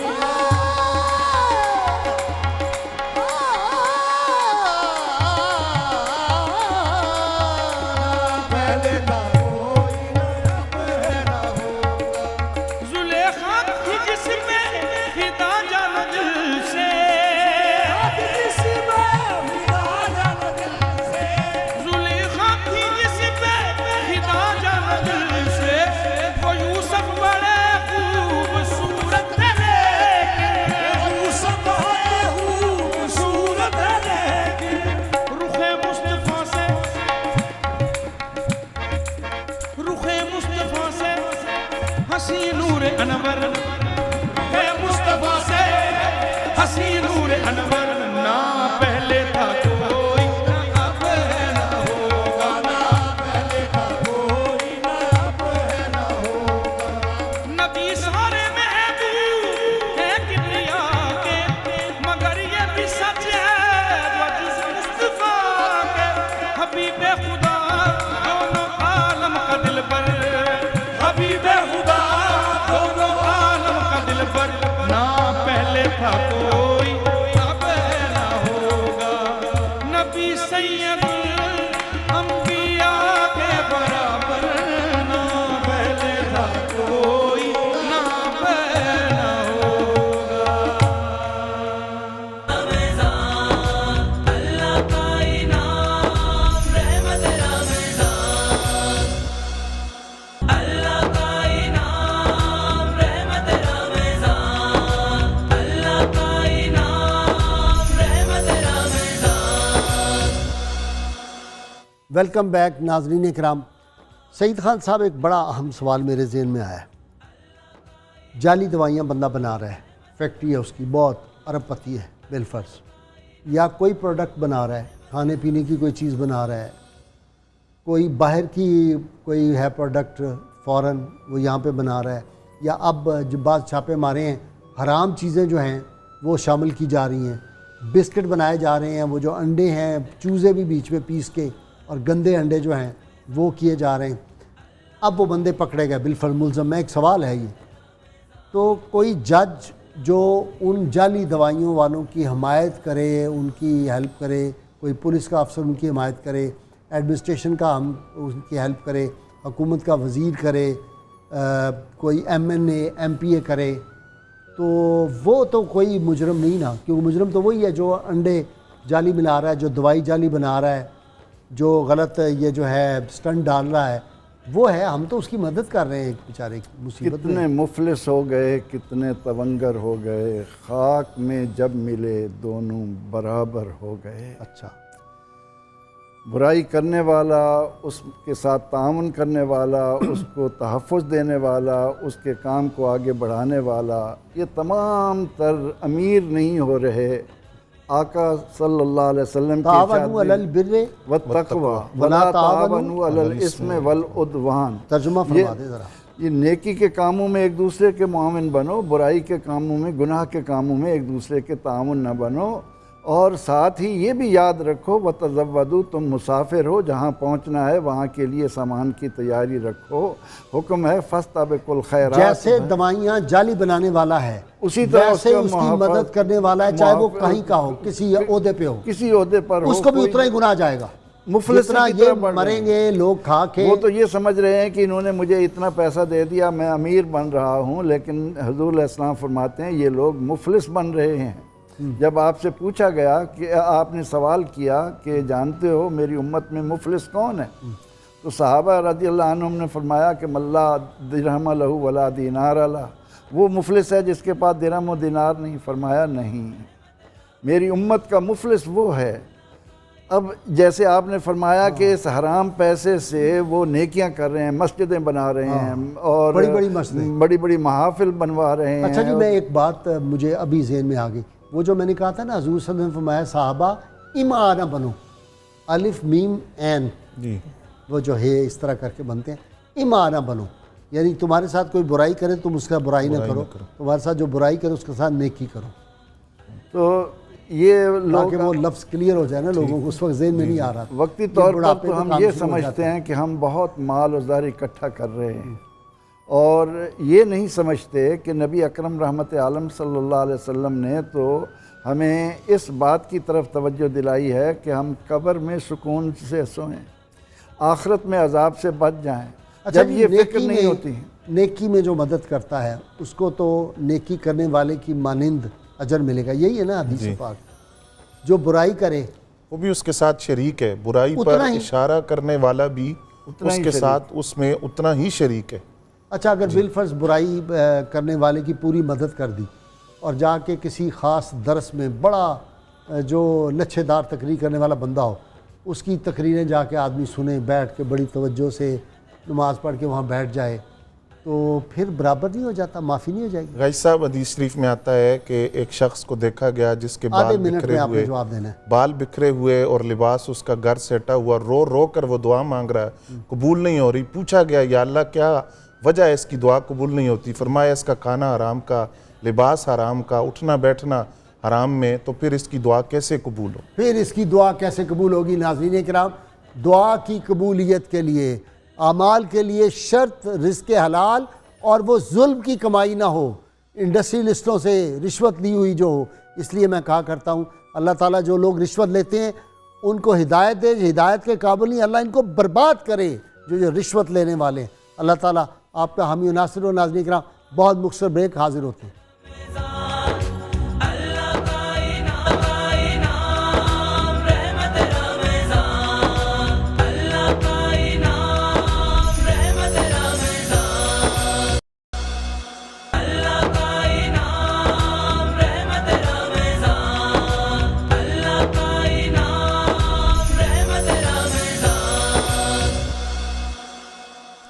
ویلکم بیک ناظرین کرام۔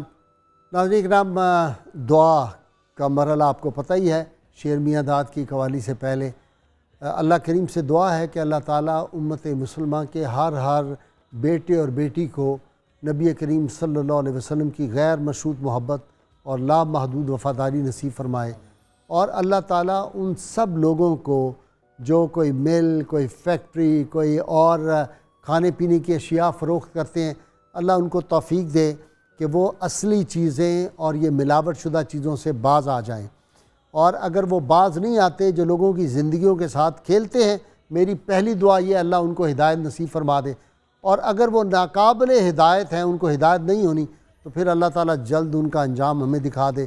بہت دکھ ہوتا ہے جب سے میں نے یہ دیکھا کہ کاکروچز اور گندے انڈے اور اس طرح کی چیزوں کی ملاوٹ ہو رہی ہے چیزوں میں، اور وہ پیسے اکٹھے کر کے پھر بعض لوگ کہتے ہیں جی ہم حج پہ جا رہے ہیں، بعض کہتے ہیں جی عمرہ کریں گے، بعض کہتے ہیں تبلیغی ہم جا رہے ہیں مشن کے اوپر۔ کچھ فائدہ ان چیزوں کا نہیں ہے۔ مخلوق خدا کے ساتھ جو بے ایمانی کر رہے ہیں وہ رب کریم جو ہے علیم بذات صدور وہ دیکھ رہا ہے۔ اور ناظرین کرام، وہ اللہ تعالیٰ سے جو دعا آج کل خاص مانگنی ہے آپ نے، وہ یہ ہے کہ اللہ تعالیٰ اس مملکت خدا داد پاکستان کو دیانتدار حکمران عطا فرمائے، اور کوئی سیدنا فاروق اعظم کا سچا سچا غلام جو لٹیروں سے دولت بھی واپس لے اور اس ملک میں نظام مصطفیٰ کا نفاذ کرے۔ وہ ملک جو اسلام کے نام پہ حاصل کیا گیا تھا وہاں کہا جا رہا ہے کہ جی قرآن کی لازمی تعلیم نہیں دی جا سکتی. اللہ تعالیٰ ان لوگوں کو برباد کرے گا جو اللہ تعالیٰ کے غضب کو جو ہے وہ آواز دے رہے ہیں. جلد دیکھیں گے انشاءاللہ. اللہ ہماری دعائیں قبول کرے گا. رمضان شریف میں خاص طور پہ افطار کے وقت دعا کریں. جو لوگ اسلام کے دشمن ہیں، پاکستان کے دشمن ہیں، رسول اللہ صلی اللہ علیہ وسلم کی ناموس کے دشمن ہیں، اللہ ان کو غرق کرے کہ نسلیں ختم ہو جائیں تاکہ یہ ملک گہوارہ امن و رحمت جنت نظیر بن جائے، ہر طرف امن چین ہو جائے. اللہ تعالیٰ پاکستان کو دہشت گردی سے پاک فرمائے. اور اب وہ نعرہ جو مجھے پتہ ہے پاکستان کے اندرونی بیرونی دشمنوں کو کتنا چبھتا ہے، وہ کہتے ہیں یہ کیا ہو گیا. یہ پھر وہی جو ہے فضا پیدا ہو رہی ہے جس زمانے میں پاکستان مارز وجود میں آیا تھا. قائد اعظم کی قیادت میں وہ جو اصغر صدائی مرحوم نے نعرہ لگوایا تھا، وہ نعرہ غازی صاحب زندہ کر رہے ہیں. انشاءاللہ زندہ کر رہے ہیں. گلی گلی کوچے کوچے یہ نعرہ گونجے گا، لگے گا انشاءاللہ. اور جتنے بےایمان پاکستان کے دشمن ہیں ان کو ہم یہ تیر ان پہ چلاتے رہیں گے. اب میرے ساتھ مل کے سب نعرہ لگائیں گے. یہاں میرے سارے مہمان عملہ اور آپ بھی جہاں جہاں وعدہ کریں کہ آپ بھی نعرہ لگائیں گے انشاءاللہ تعالی. مکین گنبد خضرا صلی اللہ علیہ وسلم بہت آپ پہ خوش ہوں گے. نعرے کے لیے تیار ہو جائیے. پاکستان کا مطلب کیا؟ لا الہ الا اللہ محمد رسول اللہ. جی شیر میاں داد جی یہ فرمائشیں لوگ بھیجتے ہیں، سنائیے. نعت رسول مقبول صلی اللہ علیہ وسلم.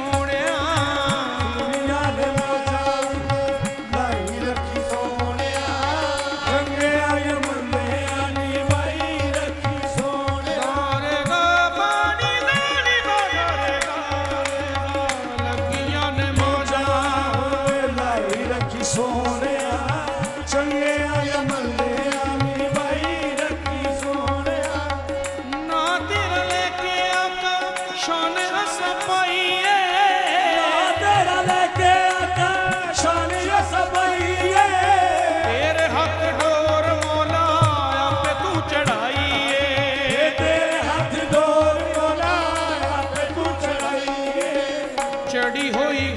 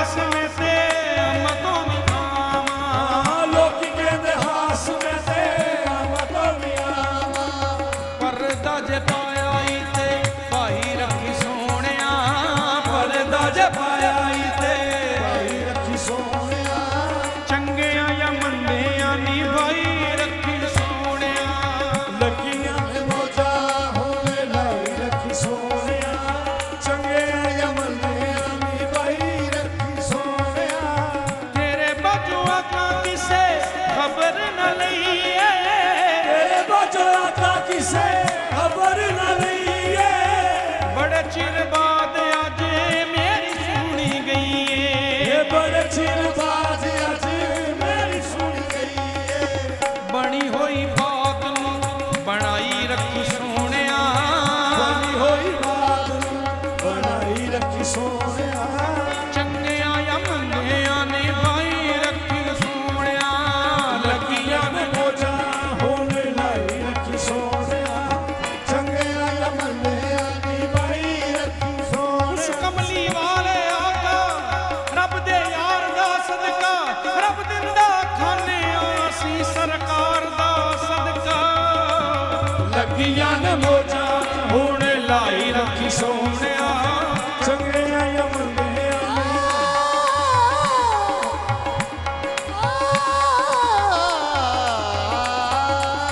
ਲੱਗੀਆਂ ਨੇ ਮੋਜਾਂ ਹੁਣ ਲਾਈ ਰੱਖੀ ਸੋਹਣਿਆ ਚੰਗਿਆਂ ਜਾਂ ਮੰਦਿਆਂ ਨੀ ਭਾਈ ਰੱਖੀ ਸੋਹਣਿਆ ਮੈਂ ਲਜਪਾਲਾਂ ਦਾ ਮੰਗਦਾ ਵਾਂ ਮੈਂ ਲਜਪਾਲਾਂ ਦਾ ਮੰਗਦਾ ਵਾਂ ਮੇਰੇ ਪੱਲੇ ਭਰੇ ਰਹਿੰਦੇ ਲੱਗੀਆਂ ਨੇ ਮੋਜਾਂ ਹੁਣ ਲਾਈ ਰੱਖੀ ਸੋਹਣਿਆ ਚੰਗਿਆਂ ਜਾਂ ਮੰਦਿਆਂ ਦੀ ਭਾਈ ਰੱਖੀ ਸੋਹਣਿਆ ਲੱਗੀਆਂ ਨੇ ਮੋਜਾਂ ਹੁਣ ਲਾਈ ਰੱਖੀ ਸੋਹਣਿਆ ਚੰਗਿਆਂ ਜਾਂ ਮੰਦਿਆਂ ਦੀ ਭਾਈ ਰੱਖੀ ਸੋਹਣਿਆ ਕਿਸੇ ਨੂੰ ਮੈਂ ਆਪਣਾ ਦੁੱਖੜਾ ਸੁਣਾਇਆ ਨਹੀਂ ਕਿਸੇ ਨੂੰ ਮੈਂ ਆਪਣਾ ਦੁੱਖੜਾ ਸੁਣਾਇਆ ਨਹੀਂ ਤੇਰੇ ਬਾਝੋਂ ਆਕਾ ਕਿਸੇ ਗੱਲ ਨਾਲ ਆਇਆ ਨਹੀਂ ਤੇਰੇ ਬਾਝੋਂ ਆਕਾ ਕਿਸੇ ਗੱਲ ਨਾਲ ਆਇਆ ਨਹੀਂ ਸੀਨੇ ਨਾਲ ਲਾਇਆ ਈ ਤੇ ਲਾਈ ਰੱਖੀ ਸੋਹਣਿਆ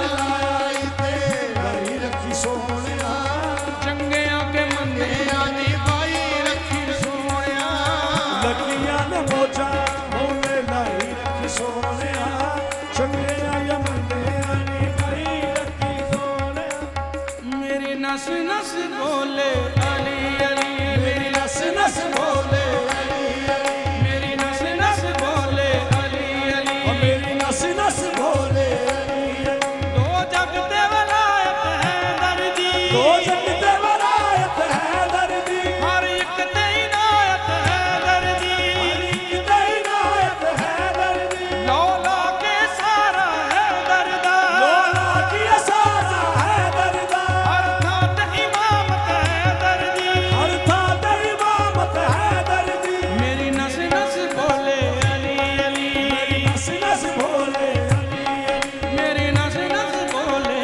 ਅਲੀ ਅਲੀ ਮੇਰੀ ਨਸ ਨਸ ਬੋਲੇ